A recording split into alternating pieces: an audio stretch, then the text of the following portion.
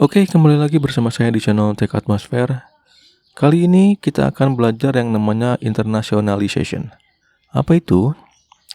Bagaimana seandainya ketika aplikasi kita sudah di-deploy ke Play Store, ternyata bahasa yang kita gunakan di dalam aplikasi itu bahasa Inggris atau bahasa Indonesia. Dan tidak diduga ada orang Jepang atau mungkin orang Afrika yang mendownload aplikasi kita. Dan mereka tidak mengerti tentang bahasa atau label yang digunakan di dalam aplikasi. Nah, untuk itu, kita perlu menggunakan labeling dengan bahasa mereka sendiri, misalkan bahasa Jepang atau bahasa Afrika. Nah, bagaimana cara kita menampilkan bahasa dari pemilihan misalkan Jepang atau Afrika tersebut? Mari kita coba. Untuk menggunakan label multibahasa di Flutter, kita akan menggunakan yang namanya L10N. Nah, di sini kita akan mengkonfigurasi bahasa kita sendiri ke dalam beberapa bahasa. Nah, pertama, kita akan tambahkan dependensi Flutter localization di sini. Di dalam file pubspec.yum. Kita tambahkan di sini. Oke. Lalu kita pubget. Nah, selanjutnya ini untuk additional kita tambahkan package intl. Lalu kita tambahkan generate true ke dalam config Flutter yang ada di bawah sini. Oke. Kita pubget lagi. Selanjutnya kita akan menambahkan yang namanya file l10n.yaml ke dalam root project kita. Jadi di sini saya akan tambahkan satu file l10n.yamln. Oke, lalu kita kopikan di sini. Nah, selanjutnya kita akan menambahkan konfigurasi si bahasanya di dalam folder lib. Lalu kita buat folder baru yang namanya l10n tadi. Dan kita akan menggunakan secara default bahasa Inggris. Jadi di sini saya akan tambahkan satu file baru yang namanya up_en.arb. Misalkan di sini saya akan buat satu config baru dengan nama hello world. Lalu saya tambahkan string translation-nya.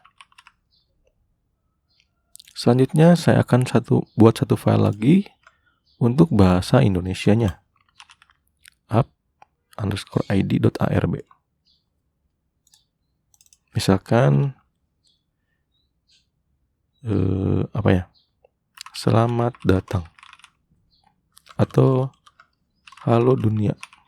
Oke, seperti ini. Selanjutnya kita akan mengenerate si file ini ke dalam hasil generate untuk si multibahasanya ini dengan menggunakan perintah di sini fluttergen l10n. Nah, setelah selesai di sini di dalam folder .dart_tool akan ada folder fluttergen hasil dari generate si file.arb ini yang ada di sini. uplocalization_n dan uplocalization_id yang ada di sini. Nah, setelah kita selesai, kita bisa menambahkan konfigurasi si uplocalization ini ke dalam widget material app yang ini. Lalu di dalam widget ini ada yang namanya konfigurasi localization delegate. Lalu kita akan tambahkan up localization.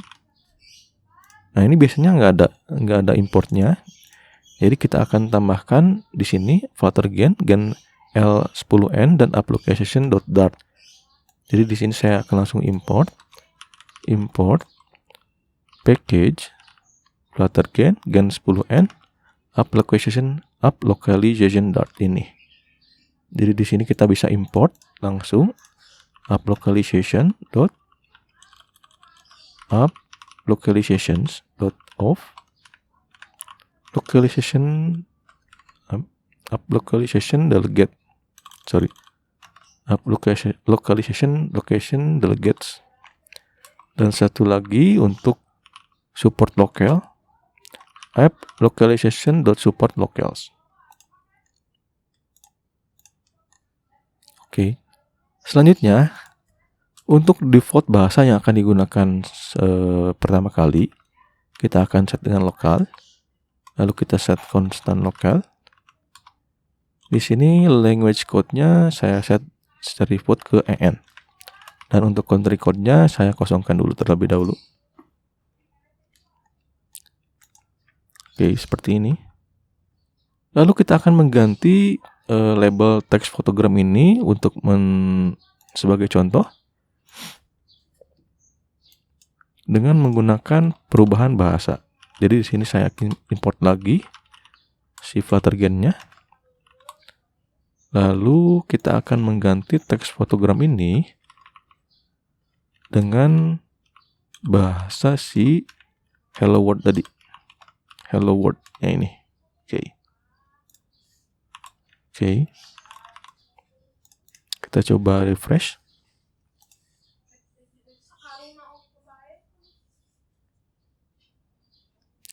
Nah, ini sudah muncul ya Hello World. Ini ada space, kita hapus dulu. Nah, seperti ini ya. Hello World.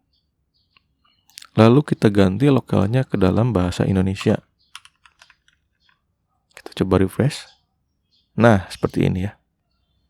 Jadi ketika kita setting bahasa Inggris, dia muncul Hello World. Ketika lokalnya kita set bahasa Indonesia, dia berubah menjadi Halo Dunia. Kita coba ganti untuk bahasanya si likes ini, misalkan untuk likes, like menjadi likes, lalu bahasa Indonesianya like menjadi suka. Kita ganti di halaman timeline item. Jadi di sini juga kita akan import package Fluttergen app localization. Kita cari likes. Nah ini. Jadi kita akan ambil app localization.of seperti biasa. Likes. Oh, kita perlu import generate ulang terlebih dahulu. Karena setiap penambahan harus kita load lagi. Oke, apa sudah muncul? Like. Nah, sudah muncul.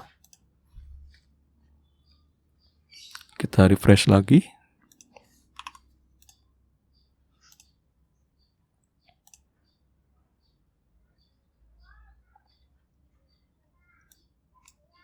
Nah, ketika kita set bahasa Indonesia, dia menjadi suka seperti ini. Kita ganti menjadi bahasa Inggris lagi menjadi like. Nah, seperti ini ya. Nah, bagaimana kalau misalkan di dalam setiap bahasa itu biasanya ada perbedaan negara. Misalkan bahasa Inggris itu ada versi US atau Amerika dan ada versi British. Nah, untuk membedakan hal itu, kita cukup menambahkan country code setelah kode bahasa. Jadi di sini akan kita tambahkan misalkan US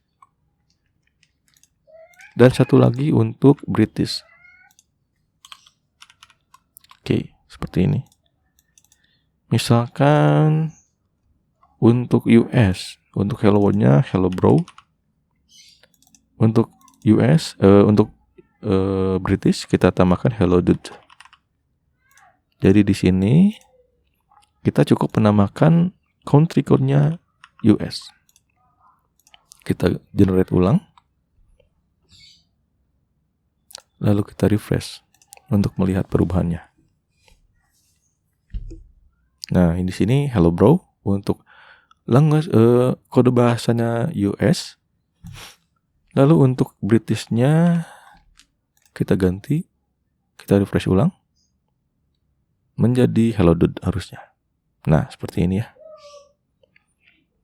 Untuk melihat list dari language code dan kode negara, kalian bisa membuka Translation Management Tools User Guide dari SAP. Di sini ada list bahasa dan kode negara dari setiap negara yang bisa kalian gunakan di sini untuk perbedaannya.